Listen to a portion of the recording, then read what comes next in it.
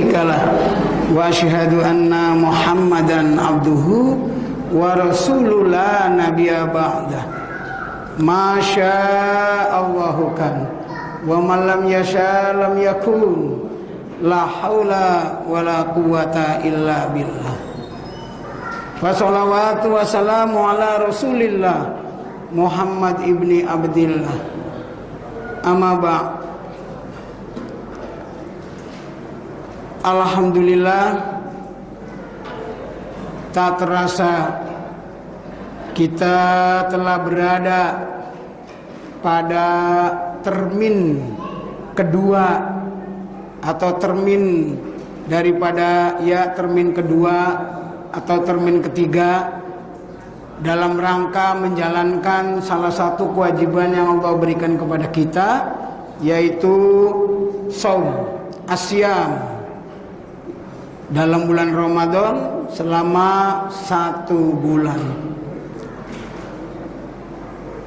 Salawat serta salam tak pernah kita khilaf dan lalai, senantiasa kita sanjungkan, kita haturkan kepada insanul kamil, qudwah kita, uswah kita, Muhammad Rasulullah sallallahu alaihi wasallam, keluarga, sahabat, tabi'in, tabi'ut tabi'in, dan kepada para pengikut-pengikutnya yang tetap istiqomah, yang tetap konsis di dalam menapaktilasi jejak-jejak sunnahnya. Mudah-mudahan kita sampai di akhir tutup mata senantiasa berpijak kepada jalan-jalan yang Allah dan Rasulnya tetapkan. Amin ya rabbal alamin. Hadirin sekalian, malam ini sesuai dengan tema, izinkan kami untuk membahasnya secara singkat karena memang terpaut dengan waktu yang telah diberikan kepada kami agar seefektif mungkin untuk menjelaskan, untuk menguraikan tema dari yang kami usung malam ini, yaitu korelasi hubungan antara shaum dan kesehatan serta ketakwaan. Para hamba Allah, kita sudah maklum bahwa apa yang Allah bebankan, apa yang Allah berikan kepada makhluknya berupa syariat-syariat, berupa perintah-perintah, semuanya tak bukan adalah, ujungnya adalah la'allakum tattaqun. Sebuah kalimat taroji, kalimat yang gabungan antara dua usaha, dua kerja, dua pekerjaan dalam rangka menjembatani tujuan daripada yang diinginkan tersebut, yaitu takwa. Jadi dengan kata lain, la'alla itu kalimat taroji yang artinya harus dikerjakan dengan sesusah mungkin, harus dilaksanakan seberat mungkin, segiat mungkin untuk mencapai apa yang disebut takwa. Semua sholat juga demikian. Allah berfirman yang artinya, hai manusia, sembahlah aku agar supaya mencapai la'allakum tattaqun. Ya ayyuhan nasu budu rabbakumul ladzi khalaqakum walladzina min qablikum la'allakum tattaqun. Ujungnya lagi-lagi la'alla dengan kum. Jadi la'allakum itu dua kalimat, bukan satu kalimat. La'alla itu tadi kalimat taroji, kalimat yang artinya sesuatu yang akan dicapai dalam sebuah perbuatan atau sebuah syariat. Nah, ini namanya kalimat taroji, ya. Sekaligus menggambarkan kepada kita takwa itu dalam rumus berbalik. Takwa itu tidak bisa dan tidak mungkin akan didapatkan tanpa bersusah-susah, tanpa berpayah-payah, itu tidak mungkin. Jadi saum takwa, ujungnya, endingnya salat, endingnya takwa. Kemudian apa lagi? Haji. Haji juga Allah berpesan kepada para tamu-tamunya, para tamu-tamu duyufullah, tamu-tamu Allah. Wa tazawwadu fa inna khairaz zadi taqwa. Berbekalah kamu wahai tamu-tamuku, kasarnya demikian, pengertian bebasnya, dengan takwa, karena sebaik-baik takwa, sebaik-baik perbekalan adalah ketakwaan. Setelah Ramadan berlalu, nanti akan datang sebuah bulan yang disebut bulan penutup Al-Hijjah, ya, atau Zulhijjah, maaf, bulan Zulhijjah, bulan haji bagi kaum muslimin yang belum berkesempatan atau di luar daripada padang Arafah, maka dianjurkan untuk melakukan sunnah muakkadah, yaitu bentuk daripada ketakwaan sosial, yaitu kurban. Kurban itu pun takwa. Surat 22 ayat 37. Allah berwanti-wanti kepada para korobin, maaf, para daripada kurban, korobin, ya. Itu Allah menyatakan, a'udzubillahi minasyaitonirrajim, la yanalullah luhumuha wala dima'uha walaki yanalu taqwa minkum. Sekali-kali darah dan daging kurbanmu, kata Allah, tidak pernah akan sampai kepadaku, tapi yang sampai kepadaku adalah takwamu. Jadi ibadah syariat yang ditaklifkan kepada makhluknya, pasti buahnya kalau dilaksanakan dengan tadi sungguh-sungguh, dengan ilmu, maka akan mencapai derajat tertinggi dari seorang mukmin, yaitu takwa. Lalu hubungannya dengan kesehatan sudah pasti, bahwa kita melaksanakan syariat-syariat, blueprintnya, panduannya, jutlaknya adalah Al-Quran. Bukankah Al-Quran Allah berfirman dalam Al-Baqarah dalam surat 2 ayat 2, a'udzubillahi minasyaitonirrajim, dzalikal kitabu la raiba fi hudal lil muttaqin. Takwa lagi, masya Allah. Lalu kaitannya dengan kesehatan yang spesifik, yang sangat jelas, a'udzubillahi minasyaitonirrajim wa nunazzilu minal qur'ani ma huwa syifaa wa rahmah wa la yazidud dhalimina illa khasara. Dan ketahuilah, aku menurunkan, kami menurunkan, wa nunazzilu, kena takwa, domirnya domir jamak, bukan berarti Allah itu jamak, tidak. Tetapi di samping kuasa Allah, di samping otoritas Allah, ada poin-poin, ada unsur-unsur yang turut berkiprah di dalam masalah tersebut. Masalah rizki, masalah menjaga Al-Quran, penjagaannya itu Allah selalu menggunakan kata domir, ya, tidak pakai aku tapi mak, menggunakannya demikian. Kenapa? Karena yang memberi rezeki aslinya, sejatinya adalah Allah Subhanahu wa Ta'ala. Tetapi ada proses kemanusiaan di dalam turunnya rezeki tersebut kepada seseorang. Nggak mungkin dia diam di dalam rumah terus tanpa keluar, tanpa bersosialisasi dengan sesama, akan timbul, akan datang rezeki. Makanya Allah senantiasa tidak menggunakan kata tidak menggunakan kata tunggal, tapi selalu menggunakan kata jamak. Artinya ada unsur-unsur, ada poin-poin yang turut mendukung tersebut. Allah berfirman, wa nunazzilu minal Qur'ani ma huwa shifa. Maaf.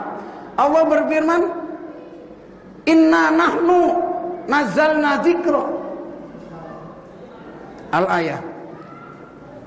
Tentang penjagaan Al-Qur'an, Allah sendiri menyatakan bahwa sesungguhnya kamilah yang menurunkan Al-Quran menggunakan kata domir, bukan domir tunggal.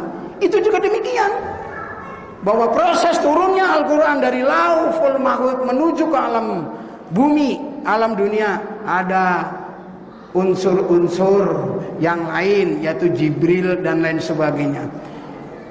Allah berfirman, yang menjaga Al-Quran adalah Aku, yang menurunkan Quran adalah Aku, atau kami menurunkan Al-Quran, dan kami pula lah yang akan menjaga. Penjagaan Al-Quran itu pun tidak semata-mata hanya Allah saja. Allah memang otoritas yang paling mutlak, tidak ada penggantinya. Tetapi di samping itu ada faktor-faktor lain, para hafiz, para hufaz, para hafizah, itu semuanya. Karena memang apa? Al-Quran turun untuk dikaji oleh pengikutnya, oleh umatnya. Berbeda dengan pengikut-pengikut agama-agama di luar daripada Islam. Para hamba Allah, jangan kaget kalau William Tyndale 1536 adalah orang yang korban pertama kali ketika dia mengartikan, ketika dia menerjemahkan Bible ke dalam bahasa Inggris. Dia dibakar dan dihukum oleh gereja. Artinya kalau demikian kita bisa menarik kesimpulan bahwa pada agama-agama di luar Islam, kitabnya itu yang mengkaji dan yang mendalami bukan dari pengikut-pengikut kelas bawah, akar rumput, tapi hanya tertentu. Buddha juga begitu. Kaum Sudra kalau dia berani mengartikan kitabnya itu dicor. Jadi yang berhak adalah kaum Brahmana, yang berhak membaca, mengkaji kitabnya. Islam datang tidak dengan demikian. Bahkan Rasul menyatakan, hiasilah rumahmu dengan Al-Quran. Bebas siapa saja ditantang oleh Allah. Bahkan Allah menantang, a'udzubillahi minasyaitonirrajim, wa in kuntum fi raibim mimma nazzalna ala abdina fa'tu bi suratin min mislih. Al-ayah, yang artinya, jika wahai orang di luar Islam, kamu masih ragu, kamu masih gak percaya dengan apa yang aku kirimkan, yang aku turunkan melalui hambaku yang bernama Ahmad atau Muhammad di dalam Quran, di dalam Bible dinyatakan Himda, maka buatlah satu surat saja. Buatlah satu surat saja untuk menandingi daripada Al-Quran tersebut. Maka ayat berikutnya, tafsirnya berikutnya adalah fa illam taf'alu wa lam taf'alu fattaqun narul lati waquduhan nasu wal hijarah uiddat lil kafirin. Masya Allah, 1400 tahun yang lalu Al-Quran sudah dites dengan tes alamiah, dengan tes zaman dan tes daripada perlakuan para makhluk Allah Subhanahu wa taala. Tapi Al-Quran tetap ajab, tetap tidak pernah berubah, tidak pernah berbeda. Ada versi-versi Al-Quran, ada mushaf-mushaf Al-Quran, versi-versinya itu terletak hanya bacaannya saja, tapi inti daripada ayat yang dibaca dalam versi manapun dibuka pasti sama, tidak pernah akan berbeda. Itulah Al-Quran. Sehingga para kaum cendekiawan barat menyatakan geleng-geleng luar biasa terhadap Al-Quran. Tetapi kalau untuk mengimaninya, no, itu adalah urusan hidayah, urusan al-huda. Nah, dalam urusan hidayah, pada malam Ramadan ini turun Al-Quran sebagai pembeda, sebagai Al-Furqan.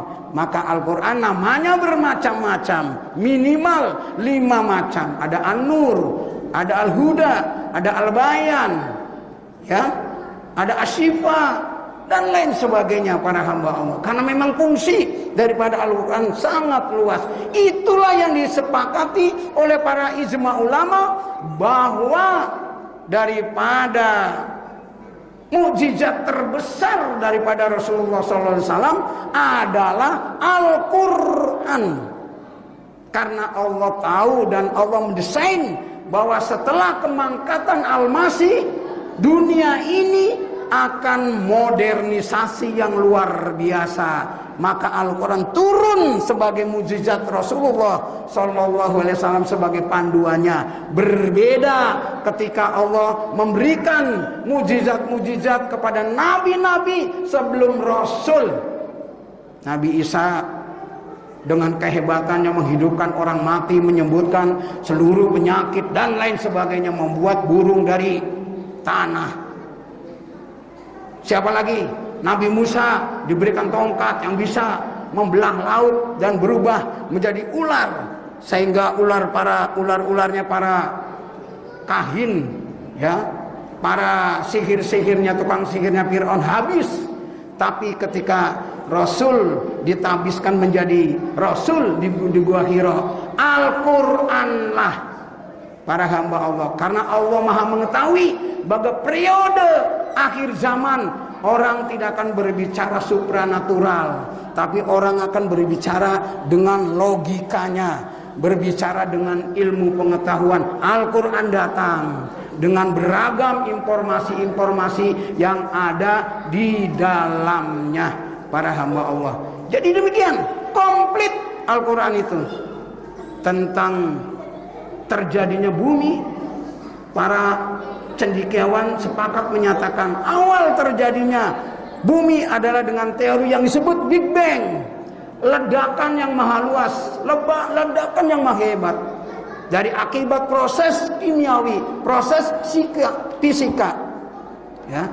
Lalu terjadilah dengan pecahan itu ngarai gunung, danau dan lain sebagainya.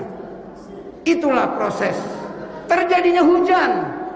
Sudah diterangkan dengan teliti oleh Allah Subhanahu wa taala dalam Al-Quran. Maka jangan heran kalau sekarang ada modifikasi cuaca. Itu bukan artinya bukan hal yang klinik, tapi memang ada ilmunya. Dihitung kekuatan angin, dihitung atmosfernya, dihitung elemen-elemen yang menyebabkan terjadinya hujan. Itu bisa dipelajari. Berbeda dengan ilmu klinik ketika kita masih kecil. Panggil pawang biar jangan hujan, pakai bawang merah lah ditancepin, campur sama apalagi sama lombok dan lain sebagainya, ya, itu berbeda. Maka ada yang klinik, ada yang klinik. Nah, ini dalam perobatan. Maka berhati-hatilah, berobatlah dengan secara klinik, yaitu secara tabib, secara ilmu. Itulah para hamba Allah yang bisa saya sedekahkan di malam yang ke-19 ini. Mudah-mudahan kita senantiasa tetap memperbanyak Al-Quran. Buatlah rencana-rencana, berapa khatam, berapa kajian, berapa daripada hafalan-hafalan dan lain sebagainya. Percayalah, orang yang berada senantiasa di Quran, itulah orang yang senantiasa dilindungi oleh Allah Subhanahu wa ta'ala. Karena Rasul menyatakan, taraktu fikum amrain lan tadilu tamassaktum bihima, yaitu sunnatullah dan sunnatur rasuli.